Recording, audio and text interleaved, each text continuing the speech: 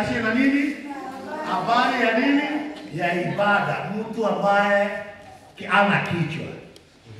Maana tuliambiwa ibada ni kuwa na kichwa, maana umeyafahamu mapenzi ya Baba wa mbinguni na ndio kusudi una akili.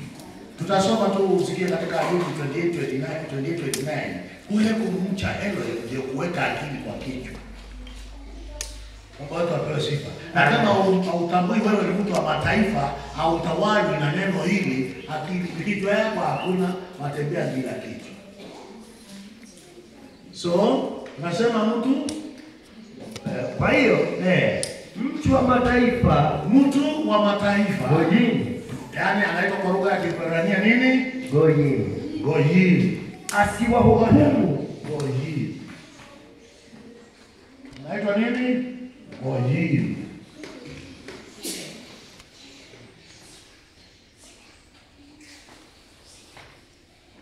Ndio huyu. Gojini. Mtu wa mataifa asifanye nini? Asiwahukumu. Umesikia mmekataza? Asiwaambie kitu. Mtu wa mataifa asiwaambie nini? Kitu kuhusu nini? Sikukuu. Wacha tusikie. Amen. Asiwahukumu ninyi kuhusu vyakula. Asiwaambie mambo ya chakula, maana mtu wa mataifa ajui kuoshe. Yaani ile sheria inayotawala lishe, ile unatakiwa kula na ile utakiwa kukula. Mtu wa mataifa anajitumbukiza kwa nguruwe, anajitumbukiza kwa bata, hata kwa wengine wanajitumbukiza kwa mbwa. Ana habari, ana mipaka yake. Mtu wa mataifa mnakatazwa asiwaambie chochote kuhusu chakula. Ajui imeagizwa nini ya kula na yasiyo ya kula. Kuhusu vyakula au vinywaji.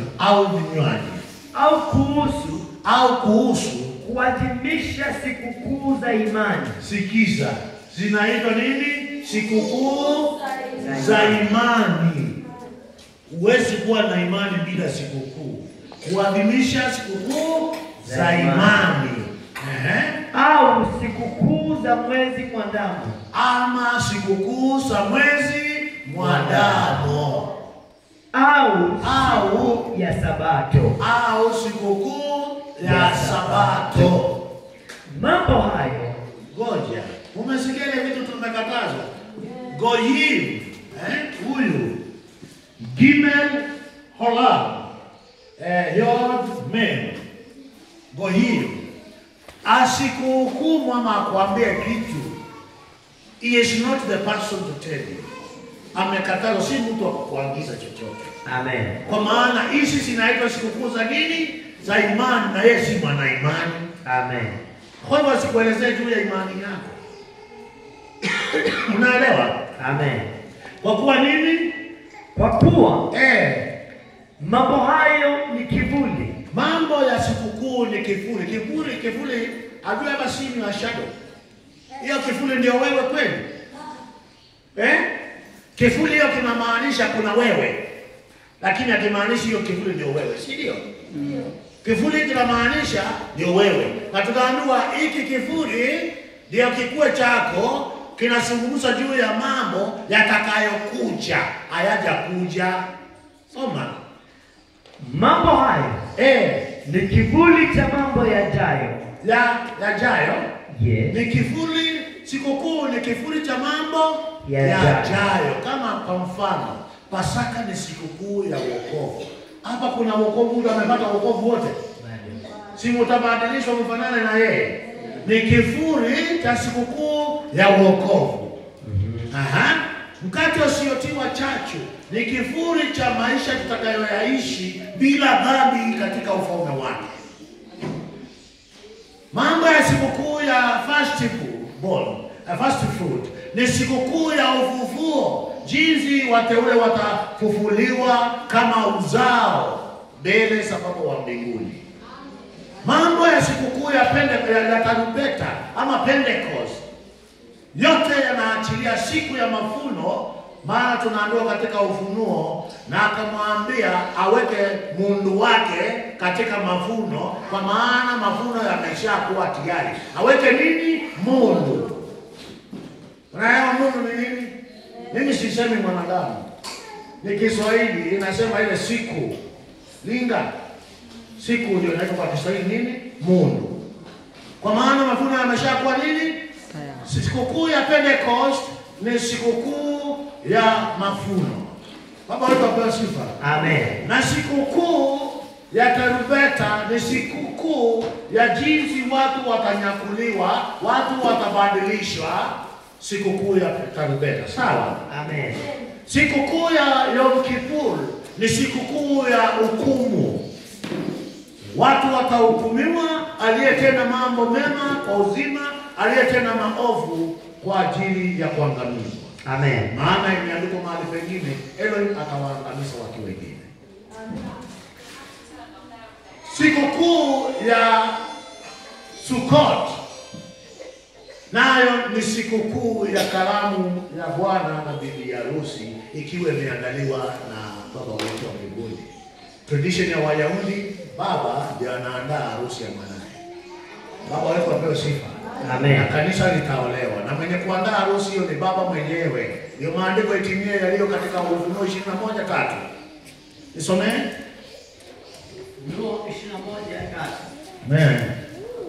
Imeandikwa, nikaona mji mtakatifu, Yerusalemu mpya, ukishuka kutoka mbinguni kwa Elohim, ukiwa umeandaliwa kama bibi harusi aliyepambwa kwa ajili ya mumewe. Amen. Nami nikasikia sauti kubwa kutoka kile kiti cha enzi ikisema, hiyo sasa ndio Sukkot. Sasa makao ya Elohim, hema la baba wa mbinguni, ni pamoja na wanadamu. Itakuwa pamoja na wanadamu. Naye atakaa pamoja nao. Yeye atakuwa Elohim wao. Nao watakuwa watu wake. Sawa. Naye Elohim mwenyewe atakuwa pamoja nao. Atakuwa pamoja nao. Turudi tu kwa Wakolosai. Tumekatazwa, tumeonywa. Gohim, mtu wa mataifa, mtu ambaye ana kichwa, mwenda wazimu, asizungumze kuhusu imani. Maana hizi ni sikukuu za imani. Tumeelezwa? Amen. So anayekuadilia na kukuelezea, mtazame kwanza yeye ni mtu wa imani. Maana tunaambiwa tumekatazwa kuelezewa na mtu ambaye anajitumbukiza kwa nguruwe, kwa mbwa, kwa bata, kwa ngamia, alafu anasema unaweza kula kila kitu. Jevushe na mtu ambaye anataka kukuzungumzia kuhusu vyakula na adili koshe. Anataka kuzungumza kuhusu sikukuu na aweki hata moja.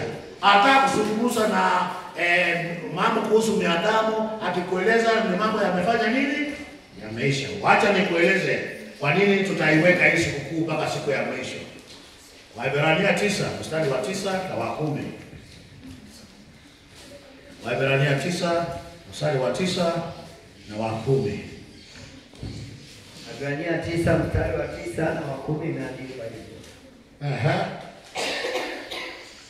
Ambayo ndio mfano wa wakati huu uliopo sasa. Anzia nane imeandikwa. Roho Mtakatifu akionyesha neno hili. Roho Mtakatifu anafanya nini? Akionyesha neno hili. Ya kwamba njia ya kupaingia patakatifu. Roho Mtakatifu akionyesha neno hili. Ya kwamba njia ya kupaingia patakatifu ilikuwa haijadhihirishwa bado. Hapo hema ya kwanza ilipokuwa ingali ikisimama.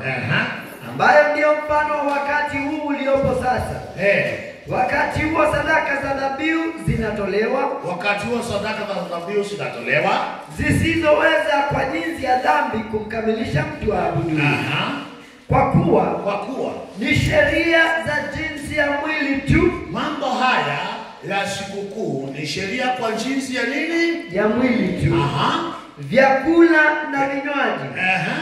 Na kutawala kwingine zilizoamriwa hata wakati wa matengenezo mapya. Hata wakati wa matengenezo mapya. Yaani tutafanya kwa jinsi katika hali hii ya mwili hadi wakati wa matengenezo mapya, wakati tutabadilishwa, wakati tarumbeta itapigwa, ndio sasa tutaingia katika matengenezo mapya.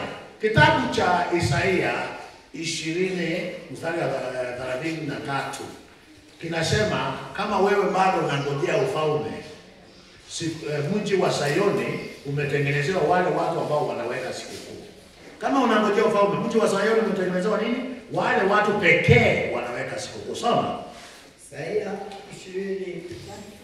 20:33. 33:20.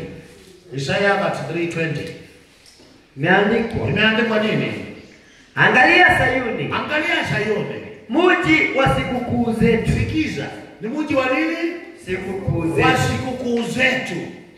Macho yako yatauona Yerusalemu. Macho yako ukiangalia mji wa sikukuu zetu utaona nini? Kama huwezi kuwa mtu wa sikukuu, hakuna Yerusalemu unaona hapa tayari. Umekuwa kao la raha. Imekuwa kao. Sayoni, mji wa sikukuu zetu, imekuwa kao ya raha. Ema isiyotangatanga. Vikingi vyake havitang'olewa. Wala kamba zake hazitakatika. Amen. Unasikia? Sayoni ni kwa ajili ya wawekao sikukuu. Wale wengine wajipe shughuli. Si ndio? Wale hawaweki sikukuu wajipe shughuli. Watafute shamba walime wapate mavuno ya shambani, kwa maana hiyo ndio taji yao.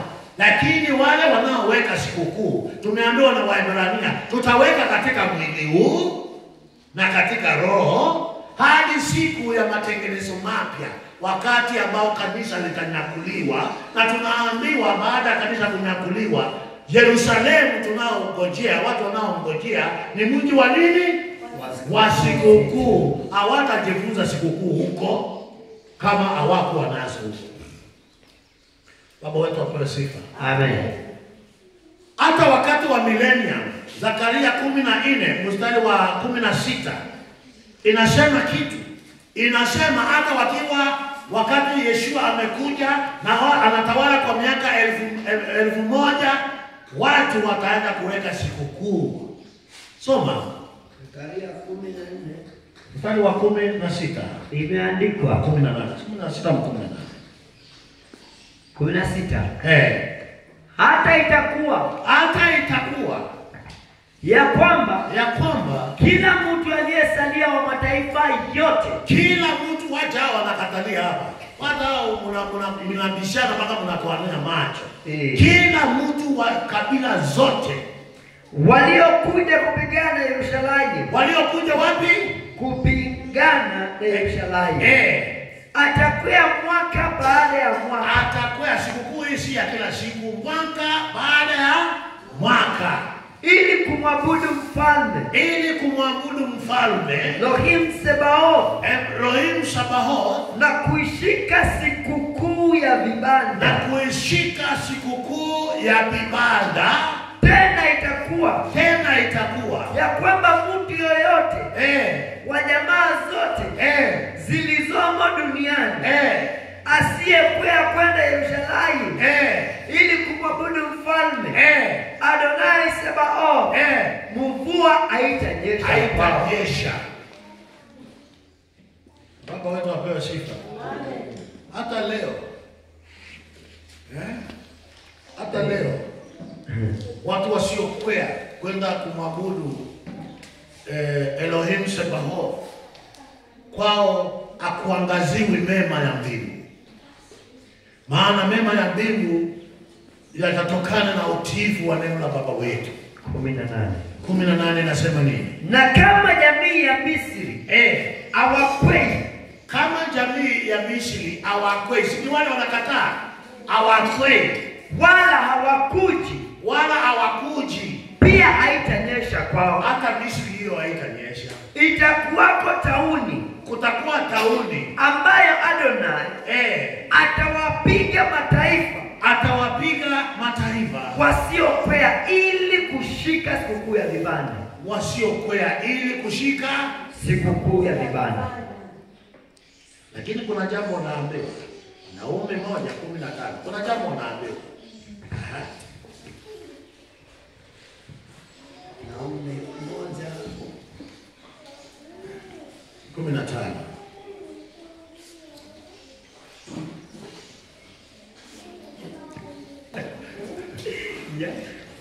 Tazama, juu ya milima iko miguu yake, aletaye habari njema, aletaye habari njema, atangazaye amani, atangazaye amani. Zishike sikukuu zako. Unasikia? Yuda anaambiwa afanye nini? Ashike sikukuu zake. Yuda, ewe Yuda, usiondoe nadhiri zako, usiondoe nadhiri yako, kwa maana yule asiyefaa kitu, atapita kati yako tena kamwe, amekwisha kukatiliwa mbali. Baba wetu apewe sifa. Yuda anaambiwa afanye nini? Asiweke sikukuu zake, na adui zake hawatapita kwake tena. Baba wetu apewe sifa. Ameambiwa Yuda ana miguu mizuri, wenye miguu inayopita katika wapi? Milima. Kwa ajili ya nini? Habari njema. Huyo ni Yuda. Baba wetu apewe sifa. Msikie hata Yuda akitoka Misri. Kitabu cha Zaburi 114 nafikiri mstari wa 1 na wa 2. Inasema nini? 114 mstari wa 1 na wa 2. Imeandikwa nini? Haleluya. Haleluya. Israeli alipotoka Misri, na Yakobo katika watu wa lugha ya kigeni, kuliendaje? Yuda ilikuwa patakatifu pake. Si useme vizuri. Yuda ndiye alikuwa madhabahu. Amen. Yuda alikuwa anaambiwa aweke sikukuu, maana yeye ndio madhabahu. Hebu sasa tena. Haleluya. Haleluya. Israeli alipotoka Misri, na Yakobo katika watu wa lugha ya kigeni, Yuda alikuwa ndiye madhabahu yake, na Israeli miliki. Na Israeli nini? Miliki yake, ndio waamini. Yuda alikuwa ndio madhabahu, Waisraeli walikuwa ndio waamini wake. Baba wetu apewe sifa. Amen. Ndio kusudi unasikia naambiwa weka sikukuu, maana wewe ndio mwenye kueleza yatakiwa kufanya nini. Ukifika mahali ambao Jeroboamu aliwaambia watu wasiende sikukuu kwa Yuda, uniambie. That is 2 Kings or 1 Kings chapter I think 17. Jeroboamu anawaambia watu msiende kule Yerusalemu, maana najua mkienda kule wakienda kule Yerusalemu watu wakamtii Elohim wa mbinguni na watapata kumgeuka, maana yeye alienda kinyume na mapenzi ya Baba wa mbinguni na kuhamisha sikukuu ya vibanda hadi mwezi wa 8 badala ya mwezi wa 7. Umefika hapo?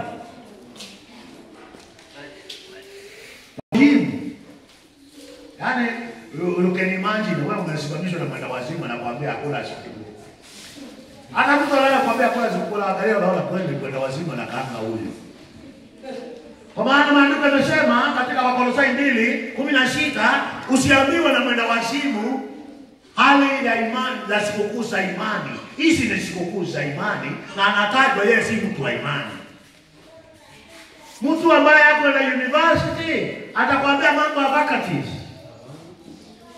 Si atakwambia mambo ya grade 3 ama kwambia mambo ya form 4. Si ndio? Utaongea mambo ya faculties kweli? Utaongea mambo ya adili ya nini ilikuwa ni huyu? Utaongea? Hapana.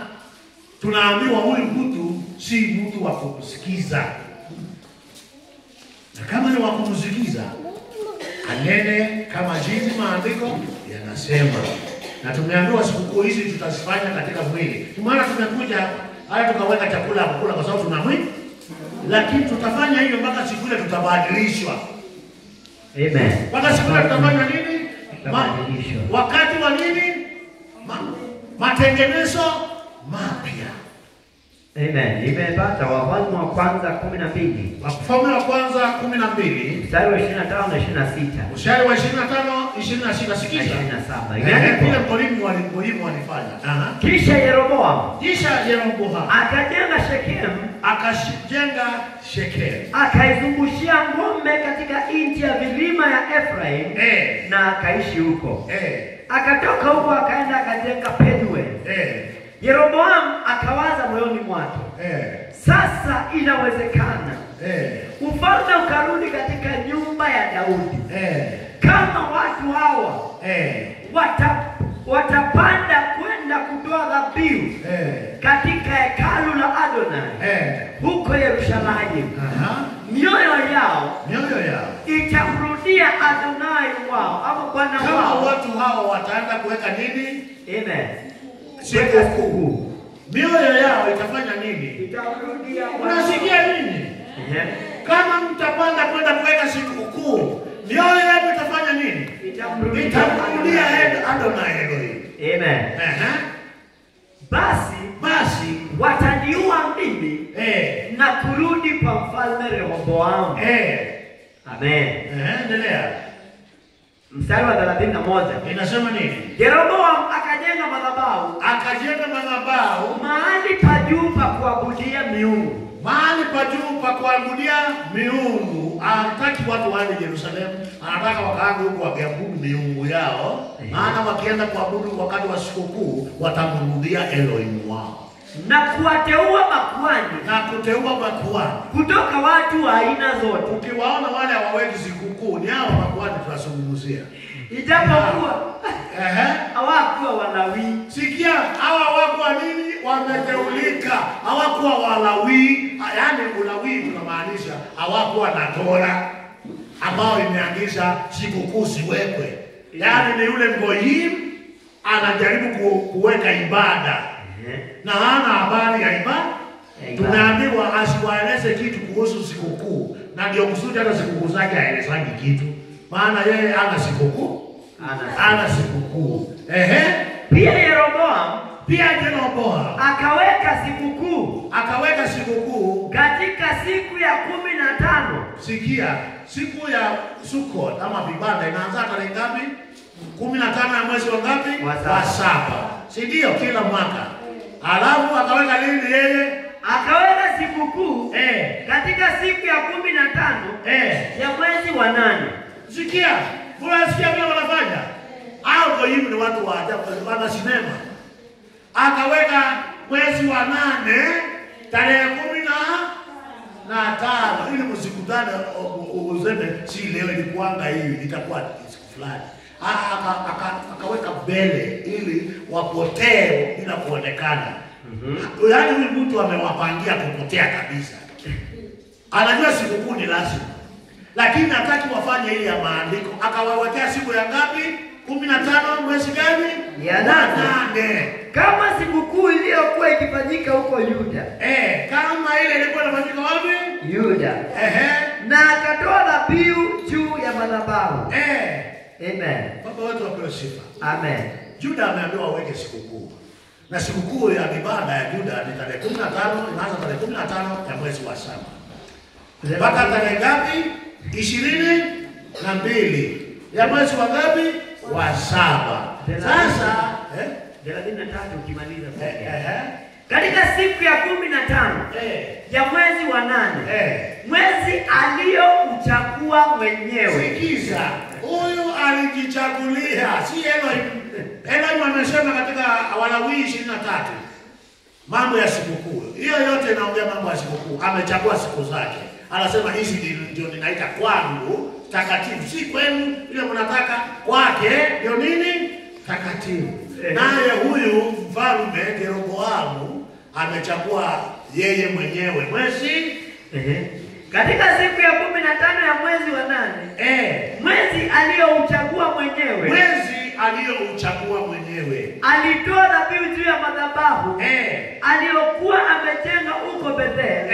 Kwa hiyo akaweka sikukuu kwa ajili ya Waisraeli na akapanda madhabahuni kutoa sadaka.